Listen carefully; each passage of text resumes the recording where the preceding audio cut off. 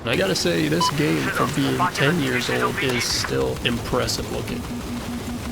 Sorry if my voice is a little stuffy. I feel like I'm coming down with a little bit of a cold right now, but it could just be the cold weather coming around. My body's not really used to all that much cold. But anyway, today I wanted to talk about Battlefield 4, which is a game in the series that I didn't actually end up playing when it came out back in 2013, but I've been revisiting it and playing through some online matches again recently, and I gotta say, this game, for being 10 years old, is still impressive looking. Like the lighting, all the effects, and overall graphical presentation, it's actually still really impressive compared to even modern games. In fact, Battlefield 4 for a while kind of was the benchmark for PC graphics alongside Crysis 3, and I think one of the Metro games, I forget which one came out around that time, but I remember seeing those three in a lot of benchmarking videos that people would always say, like if your computer can run, these games, and that was kind of like the peak. And it is really cool to see just the evolution of graphics for the Battlefield series from Bad Company 2, which came out I think like 2009, and within just like 4 or 5 years, this graphical leap that you just don't really see all that much nowadays. Battlefield 4 made a lot of different changes that not everyone is a fan of in terms of gameplay and overall design. I know one of the biggest ones that they hyped up a lot in the marketing material was this thing called Levolution, which in replacement, I guess, of the Bad Company 2 destruction system, where you can blow up most of the buildings on a single multiplayer map. Levolution was these scripted events that would happen during the course of a multiplayer match. Sometimes it's just based on, I think, the time, like how long it's been since the match started, or some of them you have to trigger through specific events. Like in one of the maps, you could actually cause a tsunami to land a giant cruise ship, and it just comes crashing down into the middle of the map, and it changes the whole layout because suddenly you have to contend with this completely brand new obstacle in the middle of it. Not everyone was so enthused about the introduction of Levolution. I think a lot of people really wanted a return to what Bad Company did, which it gave you a lot of freedom to really demolish a lot of the environments. For instance, in a lot of rush maps where you have to plant a charge at one of two positions on the map, a common tactic for certain maps where the charge would be set inside of a building was, instead of just try and go in and detonate the charge and wait for it to go off, you just actually bombard the building with rockets, and eventually the whole thing will collapse, and if it collapses, the point is destroyed. So that was kind of like one of those additional gameplay mechanics that you could do as an alternative to the way, I guess, that it's meant to be played. But a lot of people really liked that. That was one of the big things that Battlefield fans, I guess, really miss in the franchise ever since Bad Company 2, and it's just something that has really taken a backseat ever since Battlefield 3. I don't even think Battlefield 3 had all that much destruction. I know that they touted some, in their marketing, especially in that gameplay demo reveal where you fire a rocket at this building that has snipers in it, and they were like, yeah, the buildings in this game are going to be way bigger than any building in Bad Company 2, and they're going to be completely destructible. And it turns out that was just kind of a misleading thing, because again, the destruction was not nearly to the level of I guess freedom that you could do in Bad Company 2. In Battlefield 4, they kind of introduced more of these sort of aspects in a lot more of their multiplayer maps. Like in Siege of Shanghai, I think you could actually topple one of the skyscrapers in the middle of the map, and it would cause this massive collapse, and it was just a really cool thing to see. And it would change, like the previous capture point, which would be like at the top of the skyscraper, would now be at the bottom, and there's going to be a lot more sort of debris and cover points, and it just kind of changes up the match so that it doesn't stay stagnated during the course of like these 30-minute long matches. I initially got Battlefield 4 for the PS3. This was during that period of time when they were doing kind of cross-generation promotions. So on my copy of Battlefield 4, it still has that, for $10 you can actually upgrade to the PS4 version of Battlefield. And there were a lot of games were doing this at the time. Battlefield 4 on the PS3 is is kind of nothing short of a miracle that they got this thing to run. If you know anything about the PS3 hardware, it's just, kind of generally underpowered because of, or quote unquote underpowered because a lot of multi-platform releases didn't really have the time or resources to dedicate their team to learning how to use the PS3 cell processor. And I'm not really going to go too much into detail about it, but basically from what I've gathered, the cell processor on the PS3 is extremely powerful. It's a really strong multi-core processor back in the time when there weren't a whole lot of games that were designed for multiple core CPUs. And so a lot of the architecture for it was pretty foreign to a lot of game developers. And that's why during the initial half of the PS3's lifespan, multi-platform games would just run terribly on the PS3 compared to their 360 counterpart. Eventually, first party platform games did, create new tools, and they streamlined the process on how to harness the PS3's power a lot more. And you can tell that with the later releases, especially from Sony Santa Monica and Naughty Dog, their games they ran really well and they look really good on the system. Battlefield 4, I think even to this day, I just played it actually a couple days ago on the PS3, still looks really, really good.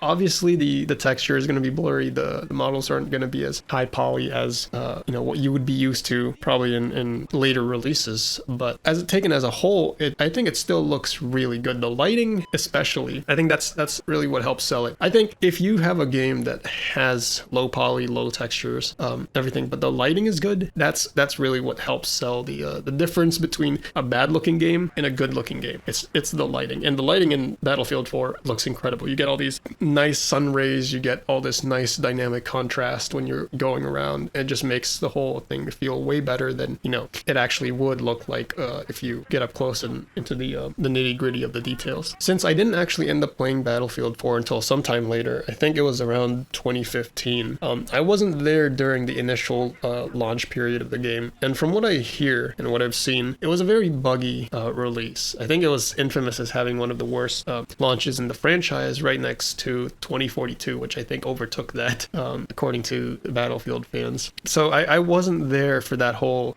experience of a buggy launch. But coming from Battlefield 3, I thought there was a lot of similarities overall. If you look at it from right next to each other, there's a lot of similarities between the two games. There were definitely some changes coming from Battlefield 3, primarily with how the character feels when he's moving. I feel like the player character is a lot more weighty because they added a lot more animations for just miscellaneous things. When you vault over a lot more of these different things, fences and things like that, your character would sway their entire legs over the thing. It gives a little bit of a slower, more deliberate feel to the gameplay, I think, and not everyone is a fan of that. I know that sometimes it can be a little buggy. I've run into issues before where the character will try to hop over something and then it just kind of rubber bands him backwards, and it just cancels out the whole animation. So sometimes it's a little buggy, but I think it adds a little bit more of that immersion to the whole thing. Sometimes your character, when you spot an enemy, they don't just mark the target on the screen for you. Sometimes he'll actually wave out his hand and point to where the enemy was spotted. So that's just a cool little feature that makes it a bit more, I guess, grounded. Makes you feel like your character's actually there instead of just floating camera. They also added a ton of new weapons and attachments in this game, but this is kind of one of my personal pet peeves with the game, is that there's a ton of weapons and there's a ton of attachments for each weapon, but it's also really kind of tedious to unlock all these attachments because a lot of them are tied to unlocks through loot boxes. Because this was around the time when loot boxes were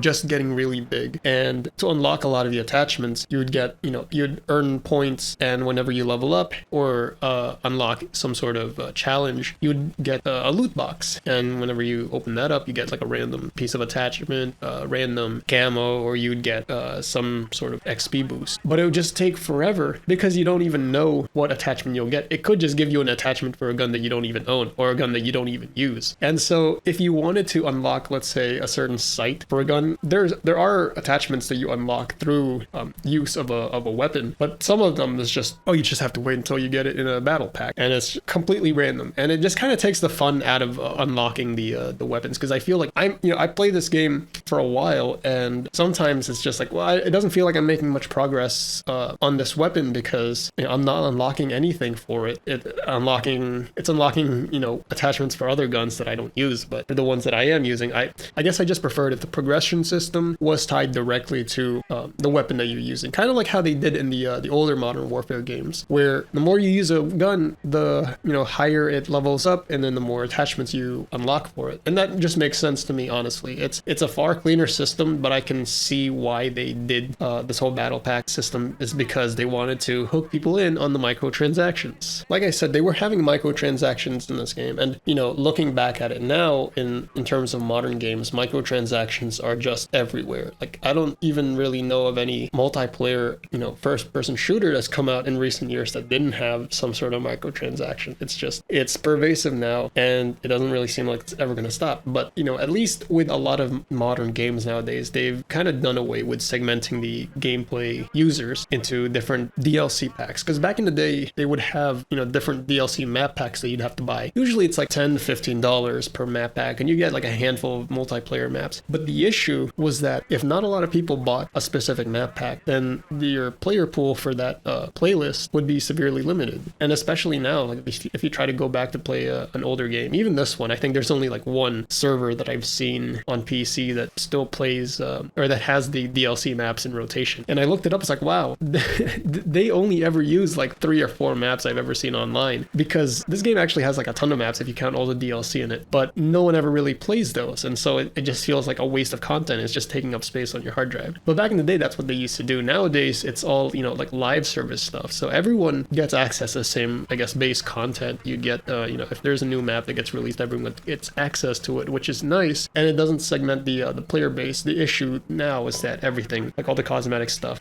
would be unlocked through microtransactions, which whatever cosmetics, it's what can you really do about it? At least it's not gameplay related stuff. With Battlefield 4, technically these attachments would be gameplay related stuff, especially since a lot of the different attachments, like there's so many different stats that you can customize on your weapon using like different muzzle brakes. There's different sort of grips and handles and different sights and stocks and things like that, and each one changes up your gameplay significantly as far as the weapon recoil, weapon spread, things like that, weapon damage. This game, it took me a while to kind of adjust to its gunplay, coming from like Bad Company 2, which I was just playing like just a couple months ago. Because in Bad Company 2, your weapons are pretty accurate. Like they will hit pretty much dead on no matter what distance you are, unless they're all the way across the map. But in Battlefield 4, they really, I guess, amped up the amount of weapon spread that you have for your weapons, so that they really want you to burst fire. They don't want you like just going,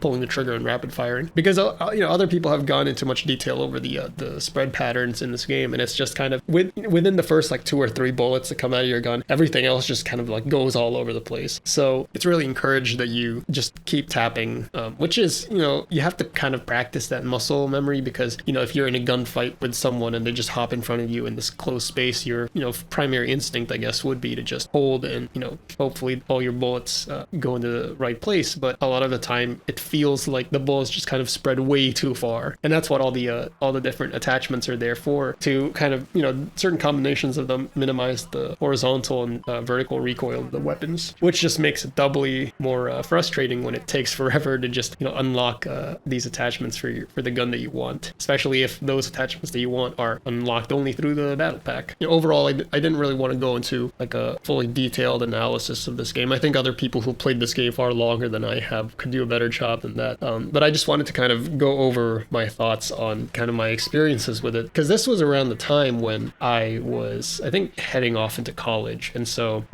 I got this game for like $15 at a Best Buy along with Black Ops 2. But it was also around that time when I was kind of weaning away from military FPS games. But I found this game to be pretty interesting. I don't think I played it as much as I did Battlefield 3. I found myself just kind of playing it through it again recently, just seeing if it still holds up today. And there are some jankiness, I think, with the gunplay. Sometimes your bullets just do not feel like they're hitting, or that they should be, hitting where they're supposed to be hitting, but they just don't. But regardless of that, I still think the overall gameplay of this still holds up really well in 2023. Since EA recently shut down the servers for Battlefield Bad Company 1, 1, 2, and 1943. It's really kind of just a toss-up if they're going to do that for these next series of games. You know, if they are going to be trying to push everyone into the next Battlefield games where they can, get them to buy microtransactions in their battle passes and all that stuff. Who knows? They might end up closing the servers for Battlefield 3, 4,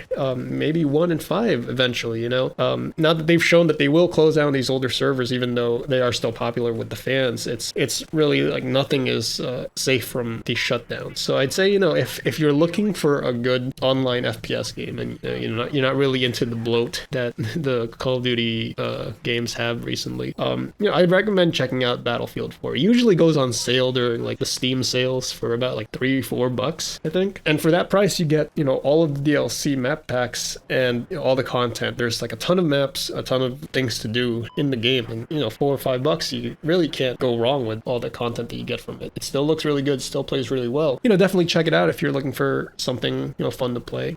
Besides that, I guess, see ya.